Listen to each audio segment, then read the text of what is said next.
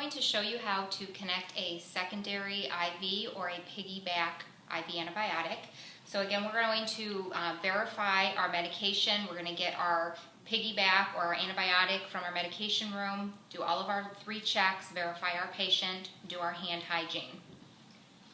So when we use a secondary IV, we're going to get secondary IV tubing. And for this one, similar concept as when you opened up your primary tubing, only this tubing is going to be much shorter.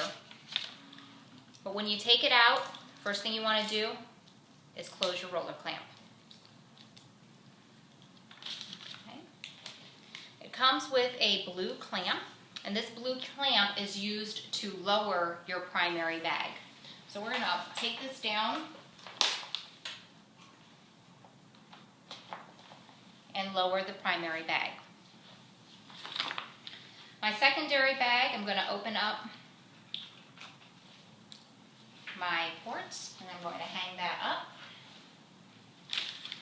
Then I'm going to take my tubing, which I've already roller clamped down, remove the cap from the spike, keeping my spike sterile, and I'm going to come over to my bag and spike my bag. This is going to be the same concept here. I want to make sure to fill my chamber about 1/2 to 3/4 full. And then I need to prime the tubing where I remove the air, and so I'm going to open my roller clamp, and I'm going to slowly allow the IV solution to come through the tubing, making sure to get rid of all the air bubbles.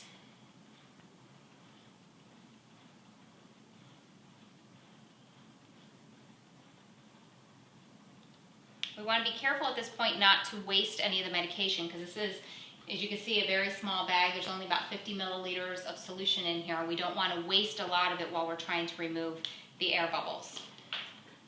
So we verified everything, we did all our checks. The next thing we want to do is grab an alcohol pad, and we are going to scrub the hub that's closest to the primary bag. So if you can visualize this here, this hub is where we're going to connect our secondary tubing, and it's coming before the pump, because I'm going to program the pump to infuse the secondary fluid. So we want to put it in the port before the pump. So I'm going to grab my alcohol swab and scrub the hub for 15 seconds.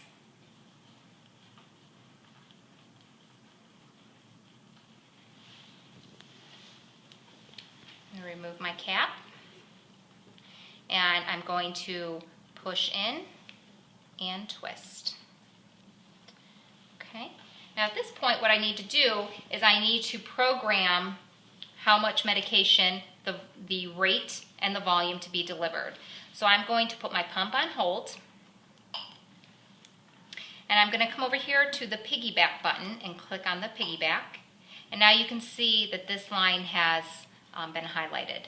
And so we would look at our order to see what it's supposed to infuse, and this one's supposed to infuse at 150 milliliters per hour.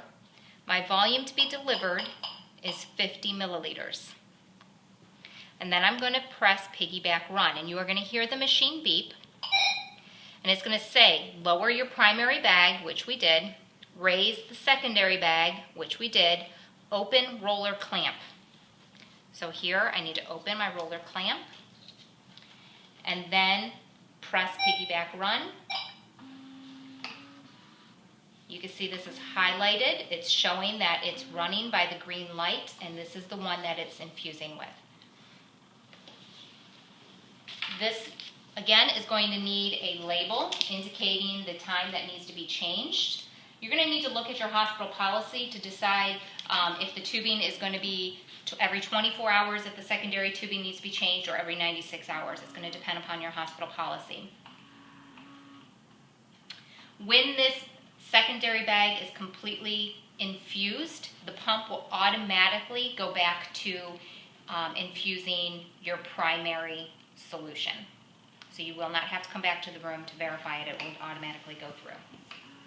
And that's how you hang the secondary tubing.